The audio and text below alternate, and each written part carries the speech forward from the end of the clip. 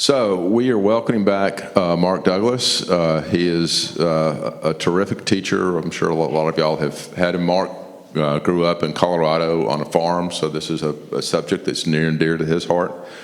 I'm trying to save paper since I've already messed up the environment making this phone. I'm going to use the phone. Mark is a professor of Christian ethics at Columbia Theological Seminary. He is known for his work in religious language in the public sphere, medical and business ethics, the American philosophical tradition of pragmatism, the environment, just war and pacifism, and his role in political philosophy. So he touches a lot of things. He also served as a pastor at Trinity Presbyterian Church in Virginia in the late 90s. And so he's seen it from certainly the academy, the actual day-to-day running of a church from a business perspective. Obviously, he's a big thinker and is drawn to big ideas and working on big problems. So, Mark, thank you so much for being here. Thank you, John.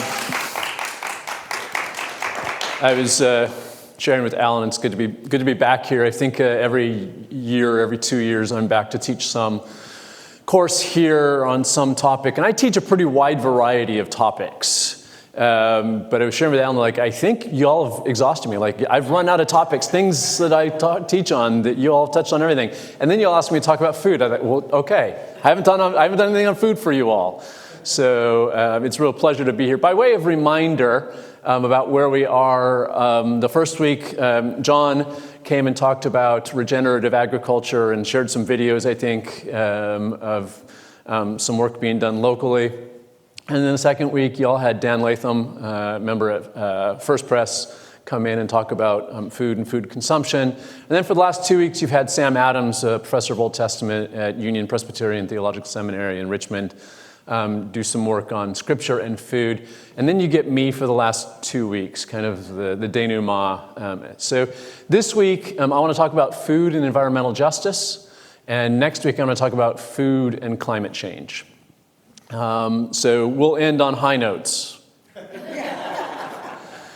along the way. Some of you may have observed this picture on my cover slide. That is my family farm. This is still a working farm. My mom lives in one house on the farm. My sister and nephew's niece live next door. One nephew, niece in college, but when she's back, she's there. One nephew has moved out. I'll say a word or two about them. And this is kind of what it looks like. So that's the hay barn and the machine shed on the right, and then you can see a little bit of my sister's house. On the left back there, we grow a wide range of things. We usually grow on two of the outer fields, what we call the east field and the west field. We grow alfalfa and hay for horses, cows, and lambs. My nephews and niece showed lambs competitively. Both my oldest nephew and niece were grand champions for their lambs. At one point, my nephew also showed steers.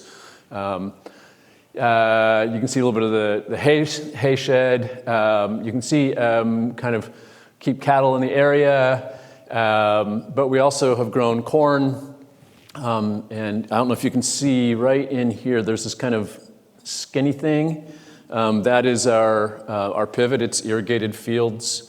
And if you're ever flying over the Midwest and you see those big circles, that's where the pivots are, right? That's where the irrigation happens. And so this field is pivot-driven irrigation as opposed to down here you can see pipe for pipe-driven irrigation. So corn, some of our... me and one tractor taking a picture of another tractor at work. I think that's my nephew, as I recall, it's my nephew out there walking back to the tractor. He was doing baling on that tractor at the time. Where is it? It is east of Fort Collins, so northern part of Fort Collins. And if you're familiar with Colorado, right, it's a big rectangular state, and the mountains run right down the middle.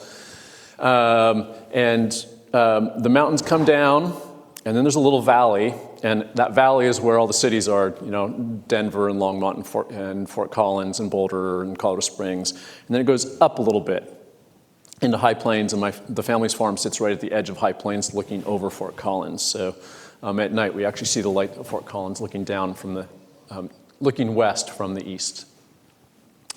Where am I? This is my family farm. Grew up farming, and that has led to a significant commitment to issues of environment and land, and a very non-romantic attachment to it, because I know what farming life is like, and I know kind of the costs that come with it. I also know how hard it is because on our family farm, I didn't get a picture of it. My mom kept a great big garden. It's like a third of the size of this room. And so would grow food for us through the year and do canning and pickling and all that kinds of stuff. And my sister and I were indentured servants to the garden. And at 5,280 feet, the sun beats down pretty hot. And there's bugs on it, and you're bent double working on the garden, and I grew to detest gardening. Just hated it. I didn't mind working on the tractors and being out and around, but didn't like the garden. It turned out the thing that I was better at than farming was school, and I was so good at it, I just kept going. So after an undergraduate degree, did 2 master's degrees at Princeton Seminary, and then did my doctorate work at University of Virginia in religious ethics, and Columbia hired me from there. And so I live in Decatur and have been on the faculty for 25 years. Some of my former students darken the door sometimes. Good to see you, Lucy. And about maybe 10, 12 years ago, I thought, I've lost touch with where my food comes from. And I do not want a garden if it's anything like what I worked on. I want it to be easy to manage. I want it to be so I don't have to get bent double very much. I want it to be easier. So I put this in the backyard. It's a small raised bed that I can grow enough to remind me. I'm never going to make a full meal out of anything that I grow in this raised bed, but it's something to remind me where food comes from, which is a handy thing, I think, for all of us to be doing. And then I realized I've got to get water to this garden, so I put in a rain barrel that I can use to water the bed. So that's a little bit about my background and how I got into kind of these questions about food and food stuff, of which there are many. And there are many questions related on food issues, many justice issues as well. And I want to walk through these a little bit to start to talk about where there's some intersections between how we think about food and how we think about justice. So some food concerns. We want to think about where does our food come from? Who's creating it? Where is it being created? We want to think about what types of varieties of food are out there. Increased monoculture has a big impact on making our food less expensive. It also has a big negative impact on environmental sustainability over the long term, which can have an impact on our own food in the future. We want to think about how it's distributed. Where does it come from? Where does it go? I love being in a big urban center where I can go down to your DeKalb Farmers Market and get food that came in from all over the world. So, if it's not season for tomatoes, so what? I can get a really good tomato. But there's costs associated with that kind of distribution of food. We want to think about access. Who has access to foods? I know you all have talked a little bit about food deserts, right? Spaces, especially in urban centers where people don't have access to healthier foods without having to get into transportation and travel quite a while to get there. We want to think a little bit about quantity. How much food do we eat in a nation where there is an obesity epidemic? That we want to be paying attention to that. That obesity epidemic is also related to the quality of food, right? What kind of food, what kinds of food are we eating? We want to think then about kind of projects of consumption. We also want to know what happens with waste. in both our individual lives, right? Are we composting? And more corporately, what happens with waste for food production? And then we want to think about the future of food. Food only exists generation to generation, and anybody can tell you, like, what we need to be thinking about is what kind of seeds are we going to have into the future? Do we want seeds to be controlled by large firms or not, when Monsanto can engineer seeds that are very productive, but that they have rights to, which means you can't grow any other kind of seed, and they can sue you if seed infects other properties, and that seed is often has special genetic properties that make it, say, bug resistant, which is kind of a good thing because that means less pesticide, other than the fact then that genetically modified food can have an impact on endurability over the long run. So the future of food. So these are some of the issues of food concerns. Hold those on the left side for a moment, and I want to name kind of some of the ways that people like me, ethicists, think about justice. Down at the bottom, I have a little quote. John probably can't see it. Latin isn't really a spoken language, so when I get it wrong, just recognize that there's no way to get it right. Justitius sum sique distribut by Cicero, which means justice means giving what is due. The justice concerns then have to do with how do you discern what is due, to whom, and on what basis. Justice concerns operate in different spheres. So because I'm at Trinity Presbyterian Church, I assume that at least 2/3 of the people that I'm speaking with are or have been lawyers. Yeah. So the legal profession wants to think about justice issues in particular ways. Religion wants to think about justice in particular ways. Economists want to think about justice in particular ways. I'm going to talk about a particular economist in a little bit who does justice work. So there's different spheres in which justice operates, and the way that lawyers and religious ethicists talk about justice may not be quite the same, although there overlap. Some of that has to do with the different frameworks for ethics that come out of it. Legal ethics is by and large positive law ethics, right? Here's the decrees and the statutes. Here's the event. How does this event fit into those things? That's not the kind of work that I do. I do the kind of work where there's no set of rules that you kind of just refer to along the way. Beyond spheres, then there's different focal points for thinking about justice. So you might recognize retributive justice. What is due to those who cause harm to others? What type of punishment? Retributive justice. Distributive justice. How do we equitably distribute to others what is due to them, recognizing that in distributive justice there are different frameworks in which we might think about distributive justice. Do we say what is due is on the basis of need, on the basis of merit, on the basis of equality? All of those different forms of thinking about justice, about distributive justice, will come up with different answers to what is due. Contributive justice. What do individuals owe to the society in which they live?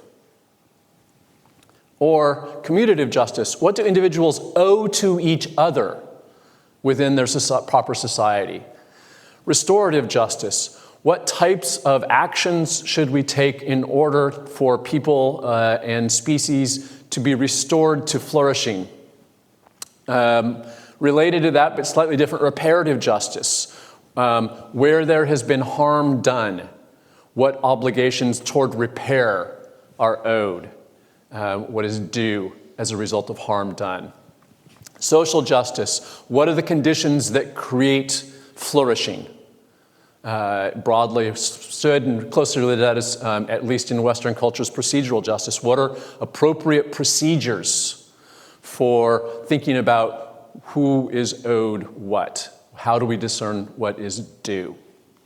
And then, even within those things, we'll recognize that justice can mean different things. Is justice a norm? Is it a law? Is it a goal? Is it a virtue? And part of what I want to get at here with this right side is that we throw the word justice around pretty cavalierly. It's actually pretty complicated. And saying that you're going to pursue justice has not yet really started you on long questions about what it means to pursue justice in any particular setting. All right. Somewhere between our food concerns and our justice concerns lies environmental justice. Now, environmental justice, the U.S. government has given a very long and fancy definition to. It goes like this. Environmental justice means the just treatment and meaningful involvement of all people, regardless of income, race, color, national origin, tribal affiliation, or disability, in agency, decision-making, and other federal activities, note the word federal that shows up there, that affect human health and the environment so that people, A, are fully protected from disproportionate and adverse human health and environmental effects, including risks and hazards, including those related to climate change, the cumulative impacts of environmental and other burdens, and the legacy of racism or other structural systemic barriers, and B, have equitable access to a healthy, sustainable, and resilient environment to which to live, play, work, learn, grow, worship, and engage in cultural and subsistence practices. How many lawyers take it right there? As a theologian. Yeah. All right. That's what lawyers do. Let me give you mine. Environmental justice is the pursuit of those conditions which promote the flourishing of all creatures in a given ecosystem. Much neater. Way less detailed. I mean, the advantage of the other one is that as you get into particular issues, you can actually kind of find your source. We have to pay attention to this. Have to pay attention to that. Have to pay attention to this group of people. Have to pay attention to that group of species. But Mark's definition, I think, will mostly work for us. Did you want the picture of the previous word? Okay. John's over here taking pictures. This is my better side, so I'm fine with that. Okay. So, that's environmental justice. What does it look like in the context of food? Well, here's some things we might be thinking about in the context of food and environmental justice. Food's creation, right? I'm going to go through that list that was on the left-hand side. Who owns land and machinery? My family has family friends throughout the West and Upper Midwest, and I've spent time driving through, for instance, South Dakota, where my oldest nephew went to college. And there you find entire towns that are by and large ghost towns. A town that maybe had 600, 800 people, primarily farming community, is now down to 50, 40, 30, maybe. Some of that is generational. The work for younger people was elsewhere. Some of that is, as large agribusiness has bought up family farms, there's less need for for those families to be in that place and less opportunity for them to work, right? So who owns land and machinery? Who works in agriculture? Some of the bigger debates within the Presbyterian Church USA, at least in some contingents, has been debates about whether and how to think about joining on to boycotts of particular food industries over problematic, immoral, even illegal working conditions. So we have regularly joined on with the coalition of Immokalee workers who grow and harvest tomatoes, especially in Florida, because the tomato growers have often worked at effectively at slave labor levels. And then they've sold their tomatoes to major industries, Wendy's, Publix, others. And so from time to time, the denomination is boycotted. And what resources are used in food production? Where do these resources come from?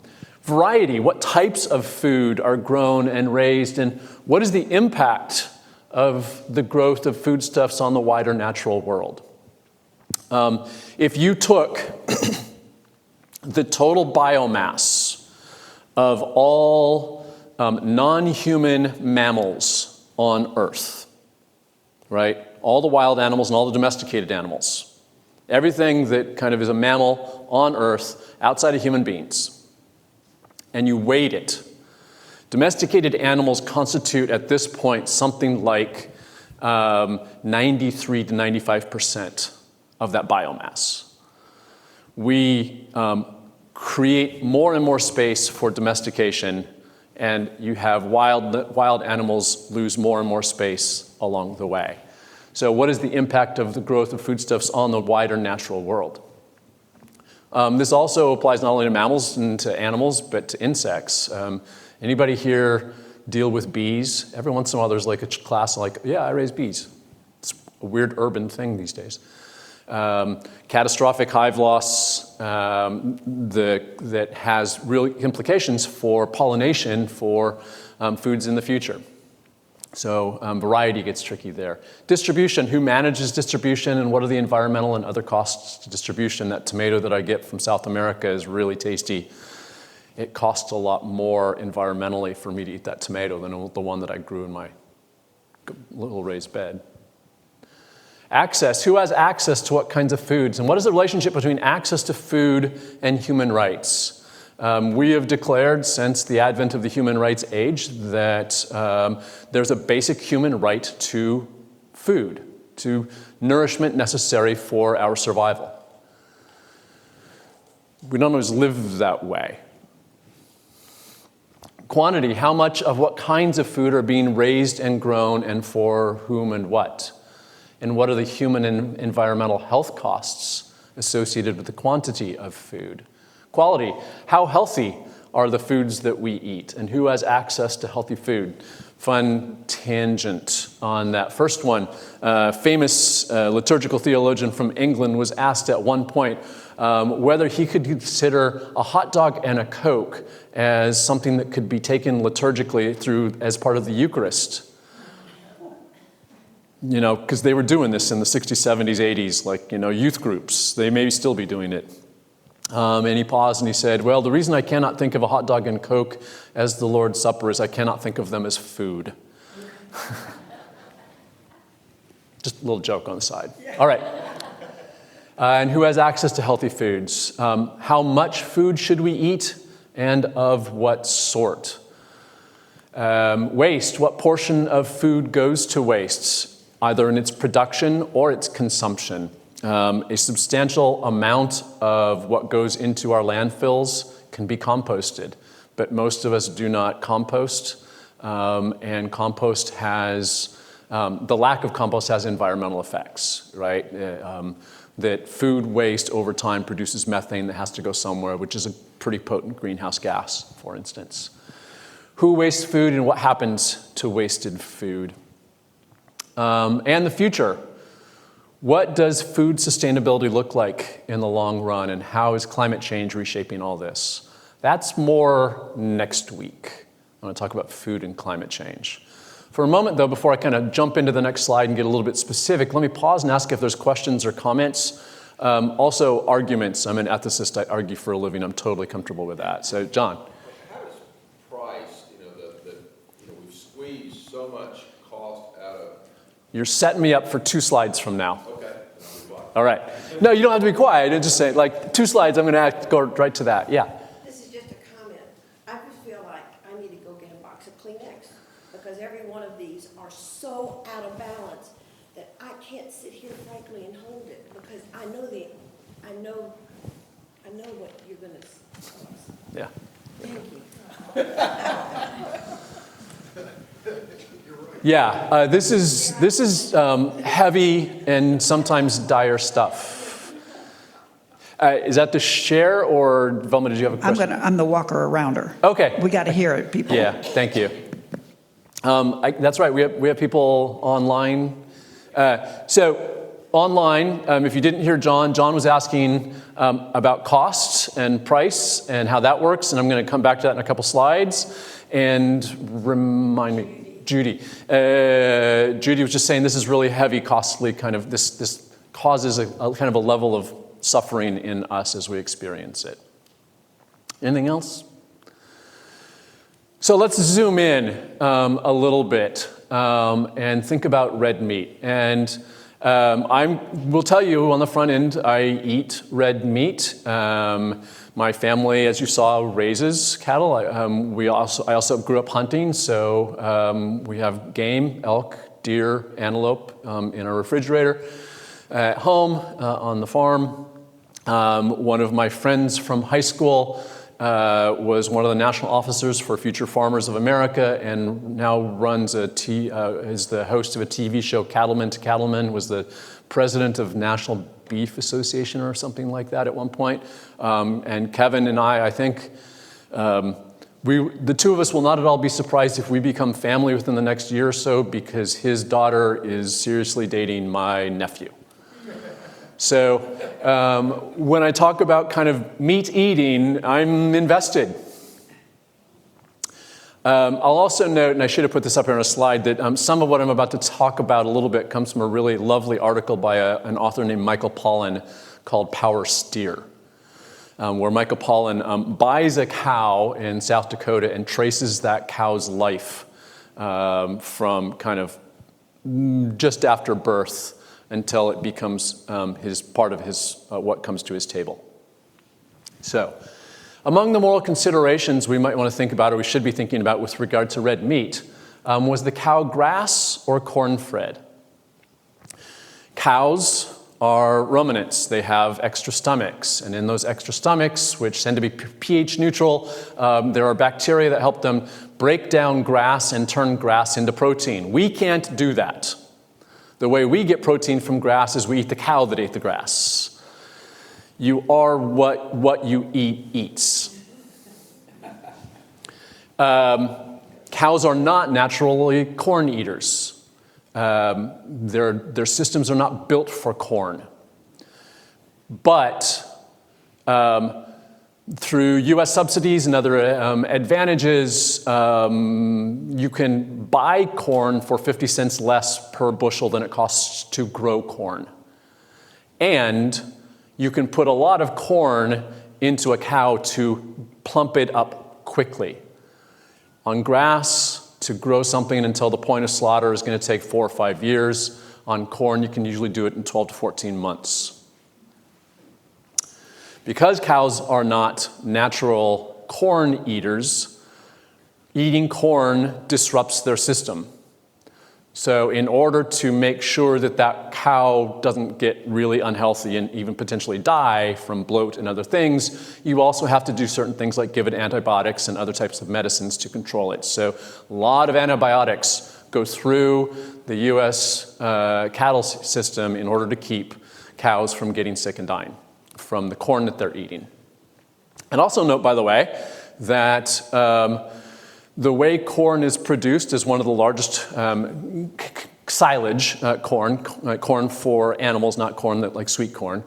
The way corn is produced, we use enormous amounts of fossil fuels, right? Not only the fossil fuels associated with the machinery that goes out and runs the corn, but at least since after World War II, we use oil-based fertilizers. The irony of all this, as Pollan points out then, is that we have taken one of the magnificently solar-powered species in existence, the cow, and turned it into another fossil fuel vehicle. Pollan estimated that per cow, each cow in a feedlot probably has at some point cost around 286 gallons of oil along the way. So is the cow grass or corn-fed? Turns out to be an important question. Y'all ever go to the grocery store and look at the difference between a cost between kind of like, here's what it costs just for the steak and here's what it costs for the grass-fed steak? Triple the price often. That's part of the driver for this. Though it's a little bit sneaky on that, as I'll talk about in just a moment, about grass-fed versus corn-fed. Was the cow raised in a feedlot or on a range? Out on a range, cows and grasses kind of are part of the natural ecosystem, works pretty well. Both sides benefit. In the feedlot, you get concentrations of waste. You can smell a feedlot a lot further away than you can just a farm. And when that waste disperses, it has impacts quite significantly negative on wider environment. And so between the types of pesticides and herbicides we put on corn and the waste that we produce, we're creating huge dead zones environmentally. The pesticides and the herbicides and whatnot and the fertilizers that have kind of led to nitrogen enriching of rivers has kind of come down the Mississippi, and now you have something like a 12,000 square mile dead zone. at the end of at the Gulf of the Mississippi as a result of all this. So was it raised on the feedlot or a range is important for a variety of reasons. Was it given hormone implants to promote faster growth?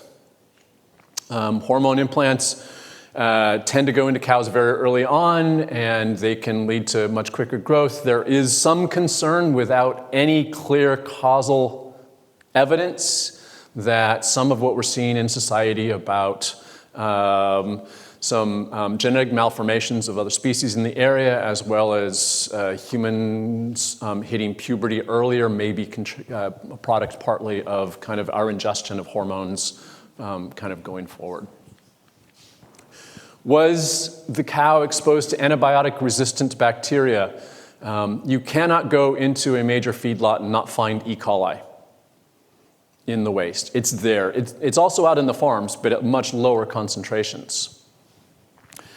This starts to get really tricky because when cows live in feedlots, the production of their waste and the E. coli, they carry it around with them, including into the slaughterhouse. So one of the biggest issues that slaughterhouses have to negotiate is how to make sure that the manure from outside doesn't end up on the meat inside, because if it does, you're going to end up with outbreaks that can cause harm to people and others.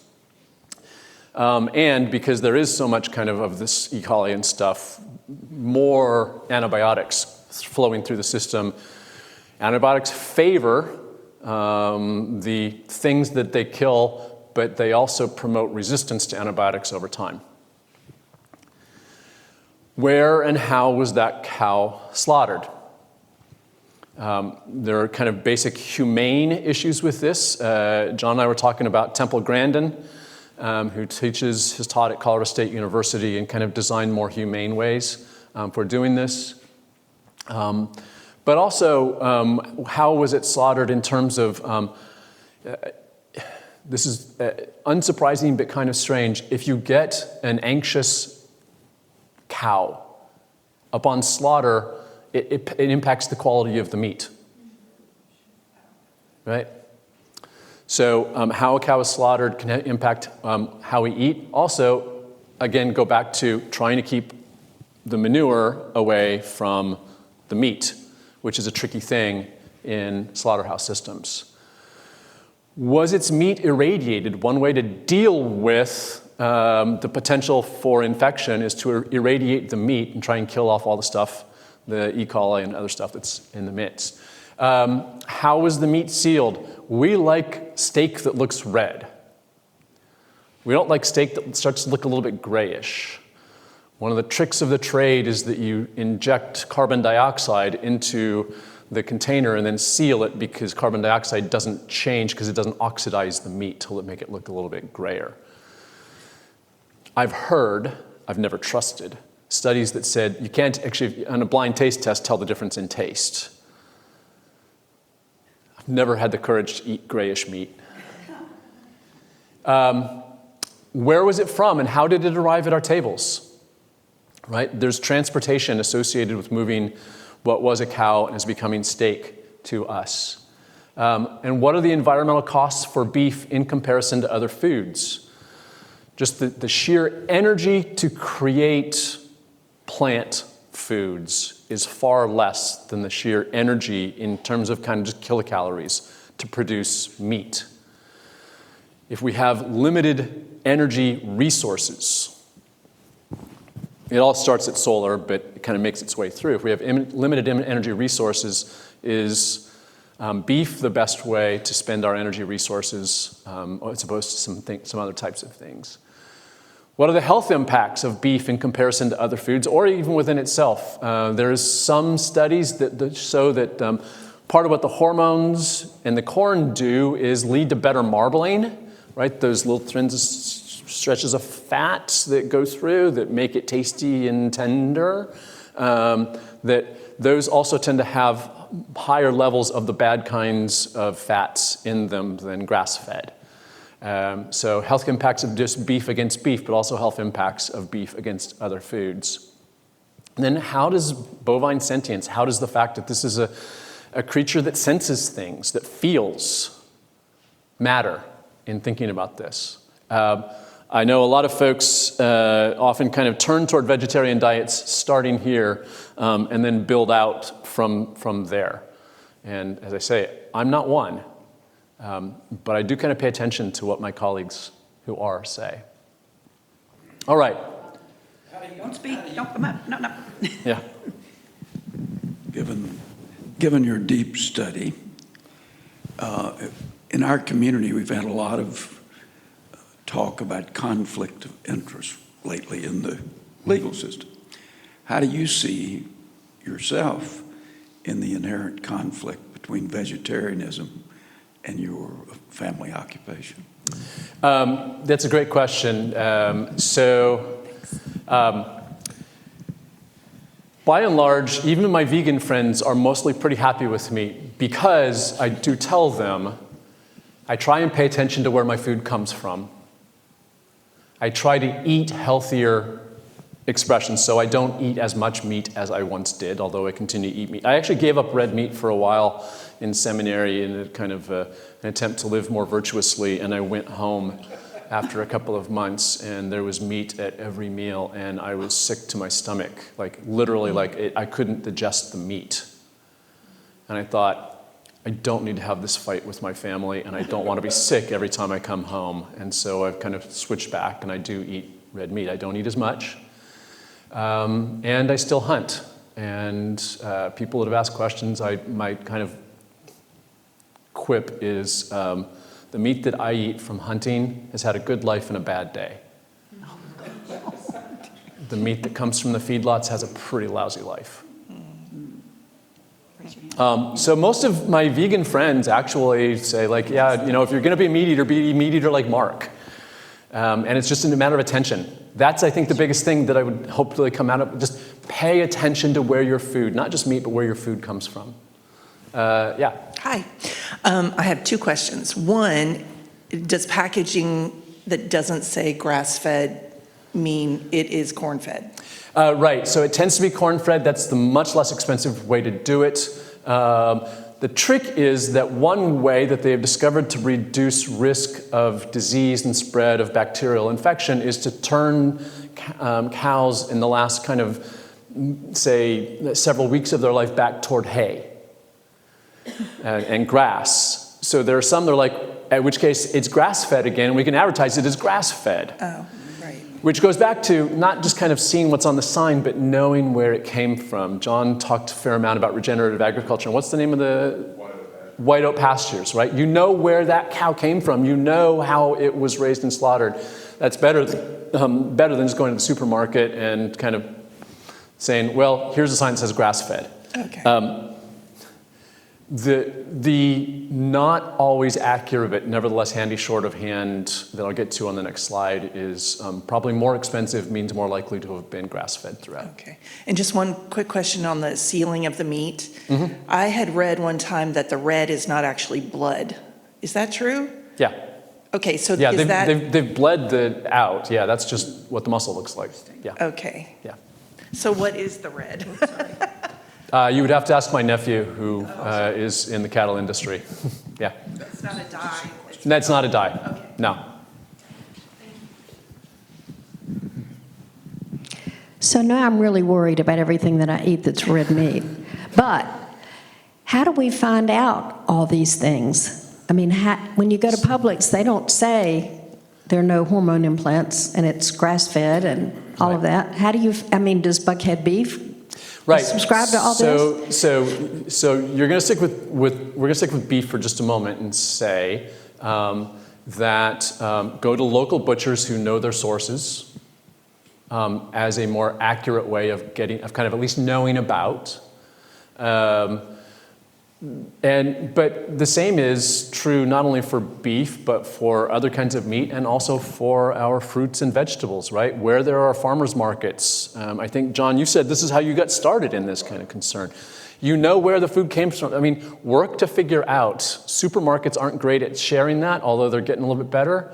But you can track and you can find out because the internet. Where does Publix get its tomatoes? You can do this kind of work. It takes more. There's a way in which we've always liked turning the blind eye to what we eat, especially as we became more urban, because it hid us from the dirty secrets of what it means to live a life of consumption and of causing the death of other sentient things. All right, one other thing I want to talk about here that may be helpful and goes back to John's question about cost. I want to introduce you to Sirata Dasgupta, who is the Frank Ramsey Professor Emeritus of Economics at the University of Cambridge. Sirata was raised in India, moved to the UK, had a distinguished career there, and in his career focused on several things with regard to economics: welfare and development economics, economics and technological change, the value of social capital, that is kind of those things that we have trouble putting prices on, but they're nevertheless valuable. So we put weird prices on them, like we know this land costs more than this land because this is in a better school district than that property. How did we figure out what a school district was worth? It's a little bit arbitrary, but it still matters, that social capital. What is Trinity Presbyterian Church able to do to change the way not only its members think about how they engage the world around them, but maybe some of the communities and some of the mission work that they do? That's social capital. He also thinks about environment and ecological economics and the economics of malnutrition. And Sirata had two big ideas. The first big idea is he said that economists need to think about inclusive wealth. It isn't simply capital that you have. Wealth includes land, often not measurable in the same way. It includes social capital. What type of influence do I have in a particular community? It includes natural capital. What is the value of the natural world around me that we have been resistant to actually putting price tags on? It includes beauty. How do we feel about this space? He says all of that is part of what inclusive wealth means. And we ought to pay attention not just to kind of the capitalist small understanding of here's what the market will bear, but a wider vision of wealth. And then he says we need to figure out how to pay what things cost through attention to natural capital. His big claim here is what we don't value, we destroy. So, Sir Dasgupta's argument is that, as I apply it to food, as he's applied it to food, is when we think about food, not just steak, but every food we eat, we need to be paying attention not only to what the market says this thing costs in the supermarket, what the market broadly conceived in the capitalist system says this thing costs, but also to other aspects of the value of this thing. It's not an easy task, as you were raising questions about. But it's an important one, and it ought not to be done simply at individual levels, because we can go all conscientiousized and be more righteous than our next door neighbors by paying attention to this stuff, but the larger project is to think about how do we reshape policy that's attentive to social capital, to natural capital, to beauty, to those types of things. And Sir Dasgupta has actually kind of developed economic systems that can help us do that. So this, I think, is part of my answer to your question, John, is that people who are thoughtful about their eating are thinking more expansively about where costs are. Doesn't necessarily make it easy, and I would argue that the thing that people who want to be conscious about their eating most need to do is be thinking about how do they participate in American democratic practices that lead to the shaping of policies that are for the flourishing of creatures and ecosystems, environmental justice, my definition, or that where there is disproportionate or undue cost to the flourishing in ecosystems. How you vote is a big aspect of how you eat.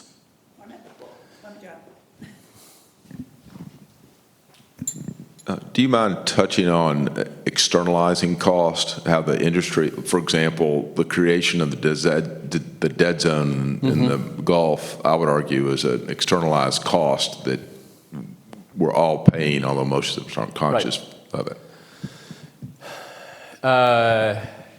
Yeah. can I do it in the time we have left?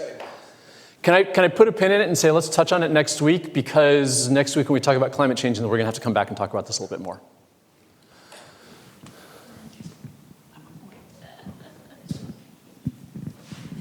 Could you at some point in your talks talk about the economics of malnutrition in Atlanta, in our local area? What I've seen recently is that the things we're talking about is at a rare high level, and that the poor do not understand food or any of the things we're talking about, and are great victims, don't know how to access it, and can't get it, and go without it. Yeah. Externalized costs. One of the externalized costs in the way our system of food production and consumption is set up is to exclude from those costs the actual social costs for the betterment of ourselves and others that come with bad health. Poor health in society costs all of us a lot of money, but we've separated that cost from a bunch of other costs that we've paid associated with it that we think are internal to it. Yeah. For those who don't know, Grady Hospital has a food pharmacy where they prescribe fresh foods. Part of that is to get those, you go to cooking classes, and we can volunteer down there. It's a lot of fun. I invite you to come do that. It's at Grady. Yeah. The other piece I would just touch on there is the American healthcare industry is responsible, according to decent studies, for about 22 to 24% of U.S. health. The rest of our health is a product of our genetics and our environment, primarily. Right? You're more likely to be healthy based on genetics and where you live than the fact that you have access to a doctor who can give you an inoculation for flu or COVID or whatever, or treat cancer. So the costs to poor health are significant, and to the degree to which environment is a major contributor to U.S. health, more than the U.S. healthcare industry. Probably when we talk about health and medicine, we need to talk more about public health and environment than we do. And public health leaders, if y'all have not done a series on public health, get some folks in, whether it's from kind of Emory or wherever. It's public health folks do amazing stuff in that regard. Thank you, Mark. We've got to get to church soon. Yep, so I'm wrapping up here. I just want to give a couple of caveats. The first is that Sirata Dasgupta, although he has kind of emphasized this pay what things cost, still is important justice questions to address. If we actually all paid what things cost, we would price some people right out of buying any number of healthier foods, and they'd be back into eating less healthy stuff that they can get more cheaply. The second is that one of the concerns of his argument is that it reduces nature to commodity. He's trying to figure out how to put money on things. And some people are saying there are some things you shouldn't just be able to put money on. These are important considerations. We'll talk a little bit more about them next week. What Professor Sirata Dasgupta would point out then is that when we get into all that stuff from this earlier slide that made us all sad, these are not only moral considerations, they're economic ones as well. We just haven't treated a lot of these as economic ones. All right, I know you got to get to church probably in 5 minutes. Nope, in 2 minutes. So here's what we're going to do. I'm back next week. After today, I'll be happy to see half of you in terms of this is weighty stuff. And yeah, you kind of ended on a downer, and next week isn't going to be better. But I will try and create more time for questions next week, and we can bring questions back from last week to this week as well. Okay?